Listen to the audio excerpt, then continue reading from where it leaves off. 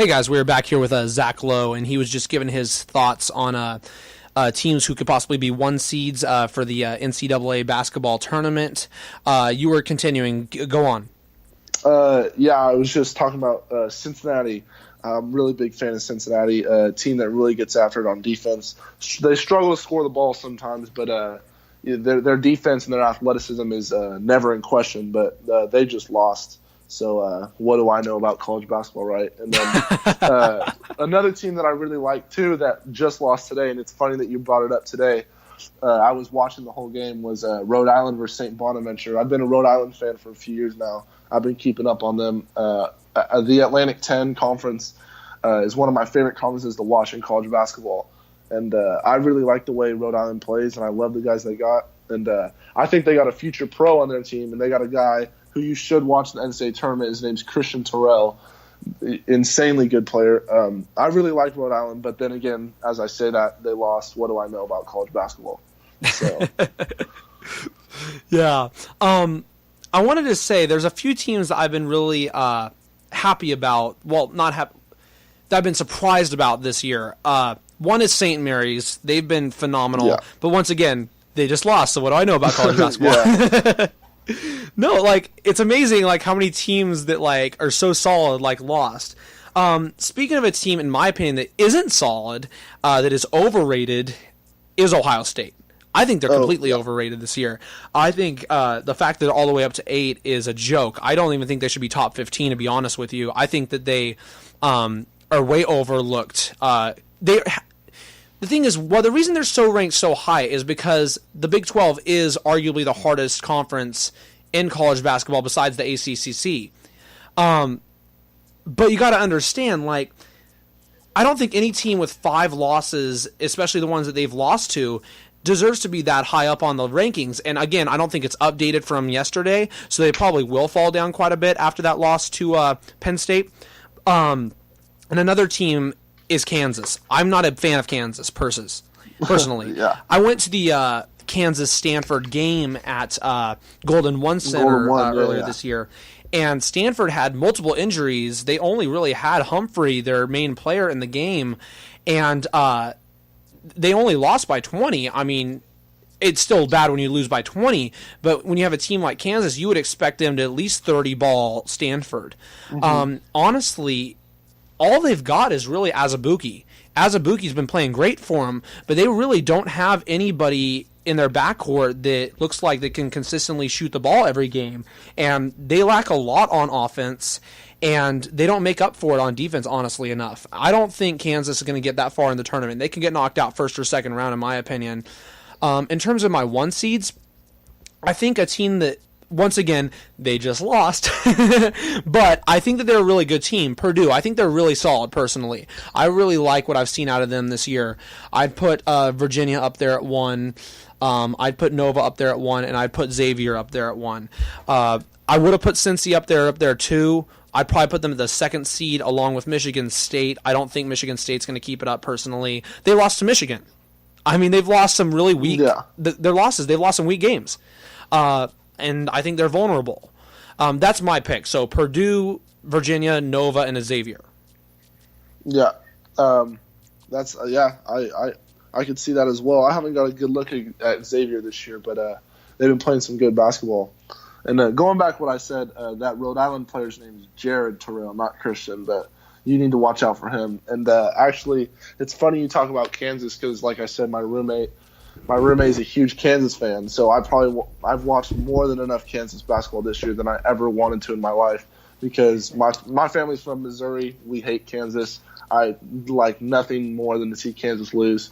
But I've seen a lot of Kansas basketball this year, and I can tell you one thing from my roommate's perspective.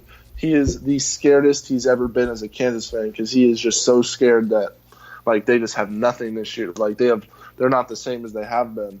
And watching them is I feel like they're just so up and down because they do have good players, I think. Devontae Graham's, I think he's a top 5 point guard in college basketball. Azubuike, you said, was amazing. And Steve Mikhailuk, number 10 shooter, he was shooting over 50% in conference play from three. He's a stud, but they just haven't put it together. And I still pick Kansas to win the Big 12 because I think Bill Self will get his guys playing, and I think Kansas I think will do it. But I can see them getting bounced early in the tournament, especially if they don't shoot the three ball well. Because if they don't shoot the three well, they're really hurting for offense, like you said. Because then they have to go to Azubuike every time, and he shoots 40% from the line, so that can easily be stopped. Well, and that's the main problem. If they don't shoot the three well, which they've failed shooting the three well multiple times this year, they have had to go to Azubuike, and that's why they've lost so many close games, is because he cannot finish from the line. He can't get it done. Yeah, I completely agree.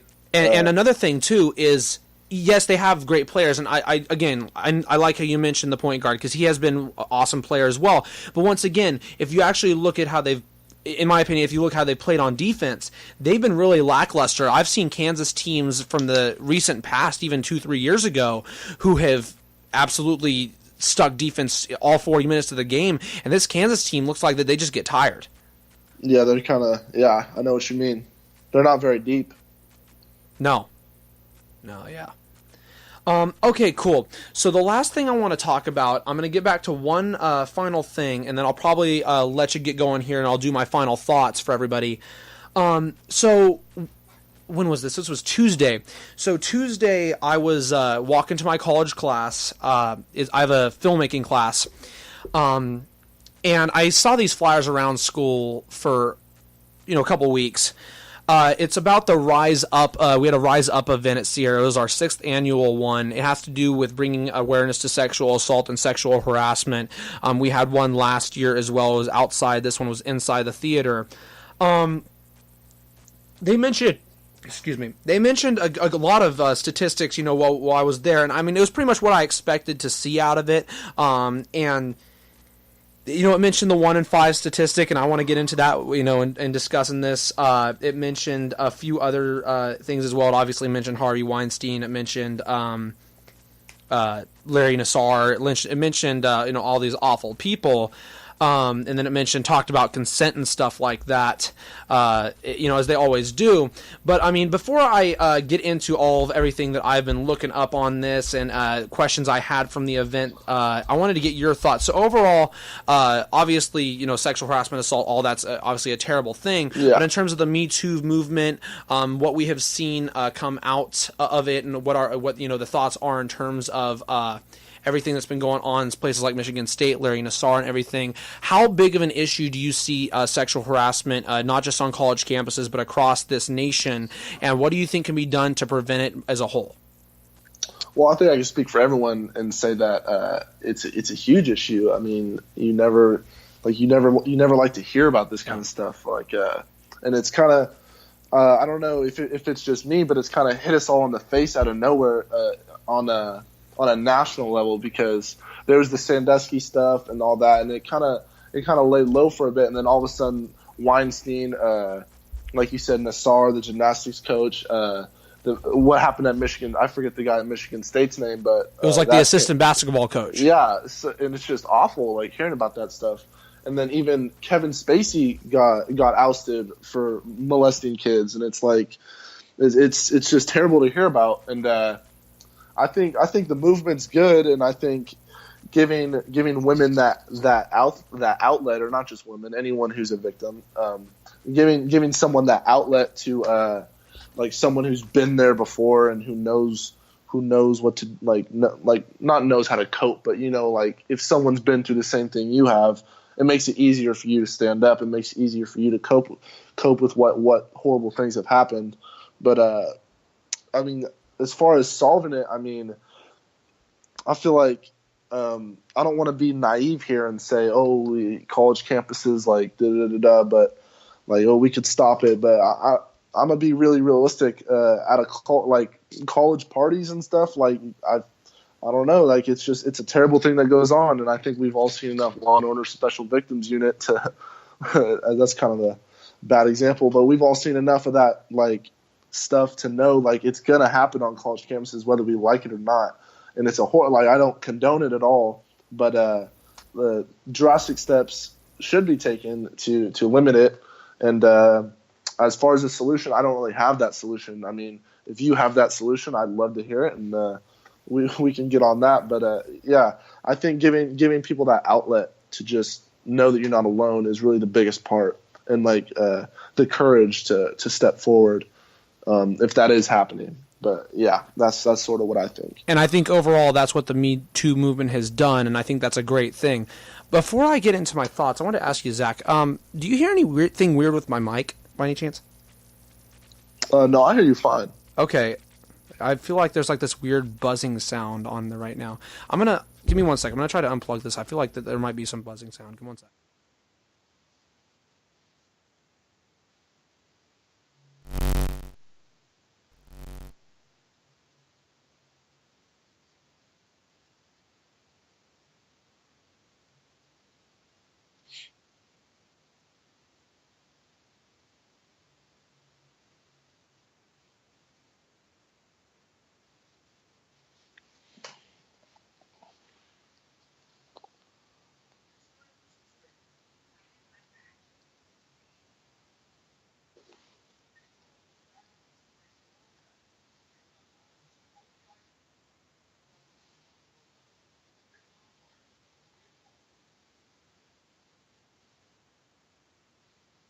Yeah.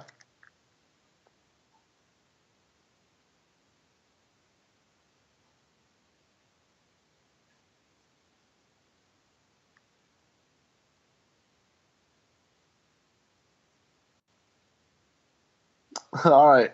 Aaron says that his mic is not working, and we'll be right back for Liberty Hour as soon as we fix these technical difficulties.